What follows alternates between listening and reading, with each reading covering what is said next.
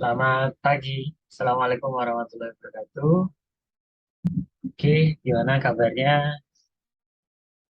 Masih terus belajar ya?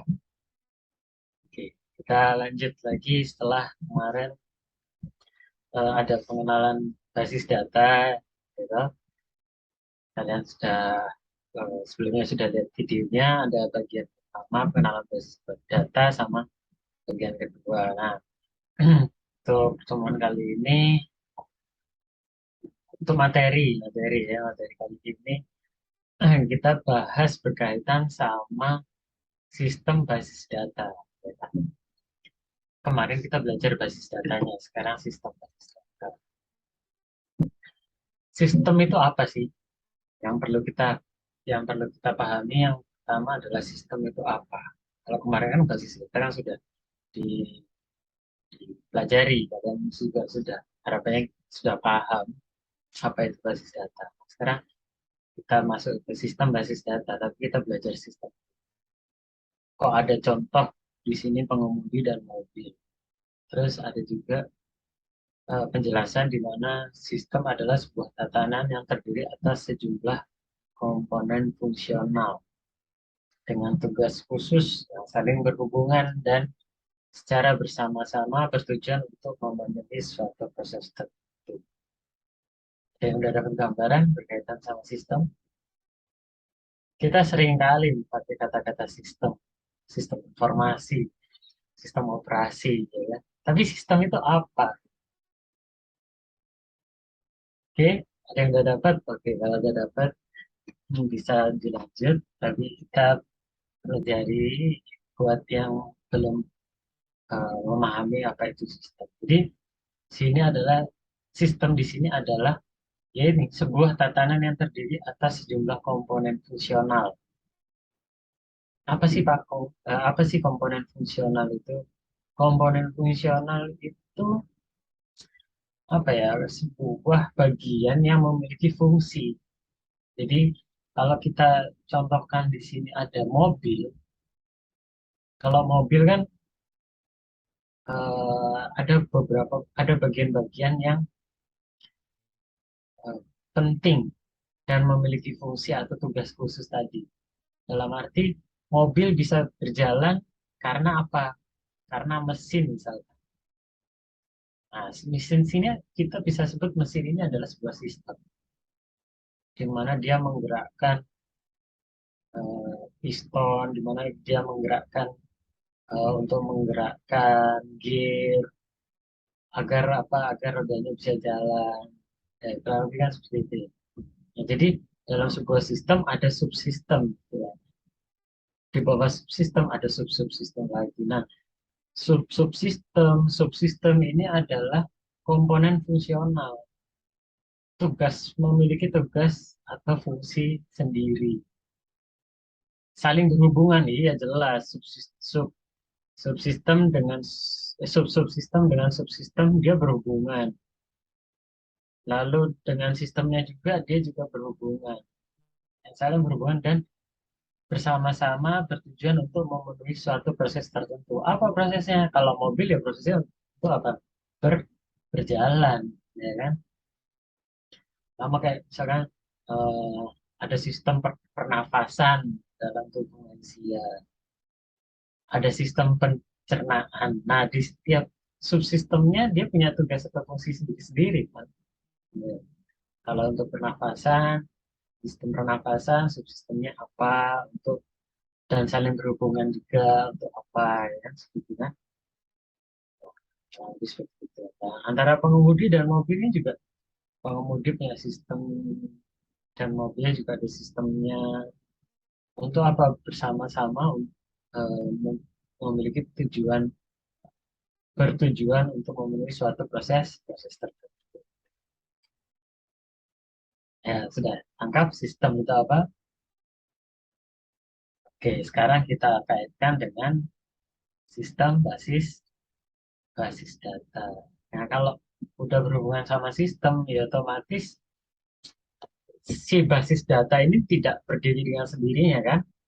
Iya, dia punya subsistemnya kan? Iya, dia punya subsistemnya, dia punya komponen. fungsional lainnya yang bisa menggerakkan si basis datanya. Nah, komponennya apa aja? Misalkan hardware-nya. Nah, dari hardware ada ketemu apa aja? Misalkan ada CPU, monitor, terus keyboard, mouse, ada printer, ada scanner, dan semua kebutuhan dari si hardware. Belum lagi jaringan, misalkan dibutuhkan jaringan untuk database-nya, gitu kan? Terus kalau digambarkan di sini, misalkan di sini ada tempat penyimpanan, katakanlah semacam server. Nah, di dalam hardware tadi, di CPU itu juga sistem kan, ya. Dia punya subsistemnya apa ya? Pembentuk pembentuk dari sistem utamanya yaitu apa? Motherboard, ya kan? Ada RAM, ada VGA-nya, ada audio card-nya, ya. Iya, nah itulah sih. Jadi pahami dulu sistemnya apa, baru kita kaitkan sama basis basis data. Belum lagi tadi ada jaringan juga. Nah, itu tadi hardware. Ditambah lagi apa? Software. Bisa berkaitan sama apa? Sistem operasinya. Ya, terus ada software database-nya. Harus itu. Terus ditambah lagi sama si user. Oh iya, berkaitan tadi di sini tempat penyimpanannya, komponen database, pembentuk database-nya ada di sini, terus saling berhubungan ya, otomatis user menggerakkan apa CPU yang ada sistem operasinya di dalamnya, terus ada software dari eh, database-nya, misalkan MySQL atau Access, kayak gitu. Oke, jelas ya. Nah, contohnya ini ada contoh dari sistem database tradisional. Sistem database tradisional di sini, sebentar, saya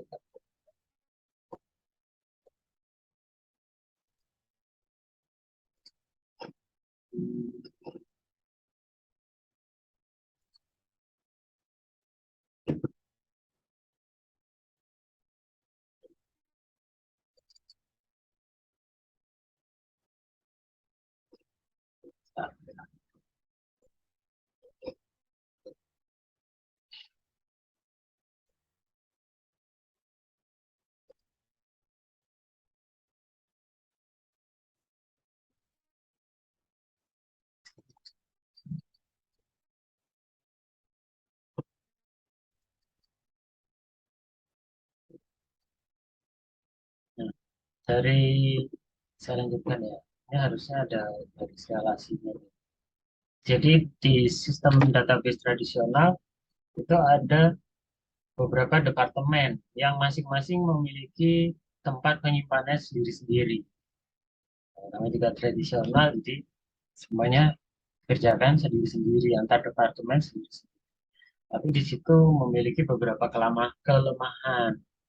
Antara lain duplikasi data. Duplikasi data di sini dapat mengacaukan sistem organisasian. Duplikasi data juga dapat menurunkan performa basis data, bahwa tapi yang seharusnya kan performanya harus cepat dan mudah, ya kan? Cepat dan mudah seperti yang kita bahas di objektivitas database atau basis data. Terus ketergantungan terhadap program aplikasi tertentu yang digunakan untuk mengolah masing-masing database. Nah, maksudnya gimana? Antara departemen A sama departemen B, kalau software yang digunakan berbeda, jadi nggak bisa saling share dokumen secara bersamaan kan? Nah, disitulah kelemahan yang ditemukan. Terus ketergantungan eh,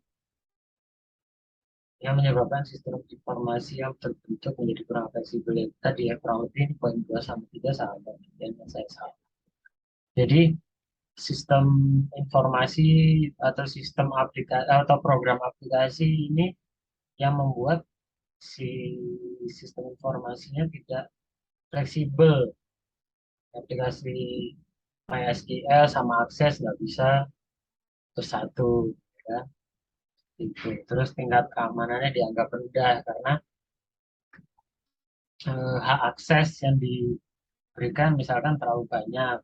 Kalau misalkan antara satu departemen dengan departemen yang lain ingin melihat data. Terus tadi sudah disebutkan bahwa tidak dapat digunakan secara bersamaan. Ya. Karena apa? Karena ketergantungan program aplikasi. Ini yang poin dua ini ternyata berkaitan sama mengolah database-nya, yang ketiga berkaitan sama sistem informasi.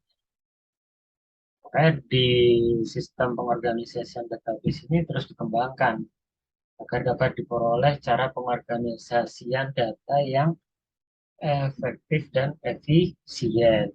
Karena berhubungan sama objektivitas database kan, karena berbagai bidang telah menjadikan sebagai tumpuan manajemen dalam sebuah perusahaan. Jadi database ini sudah menjadi pusat, ya, inti dari atau tumpuan manajemen itu apa ya kemarin untuk mengambil keputusan, ya. Lalu dibuatlah sistem pengorganisasian database kontemporer atau modern antara departemen yang berbeda tapi punya sistem pengolahan database yang sama. Boleh beda departemennya, tapi semuanya sudah menjadi satu. Jadi antara departemen keuangan, pemasaran, dan persediaan barang nih contohnya itu tempat penyimpanannya sama. Jadi saat mereka butuh data, pengolahan data bisa dijadikan satu dengan hasil yang diperlukannya masing-masing. Itu ya kurang lebih ya. Oke, demikian eh, materi berkaitan sama sistem basis data. Se- Selamat belajar, ya. Semoga apa ya mudah diterima. Demikian, terima kasih. Assalamualaikum warahmatullahi wabarakatuh.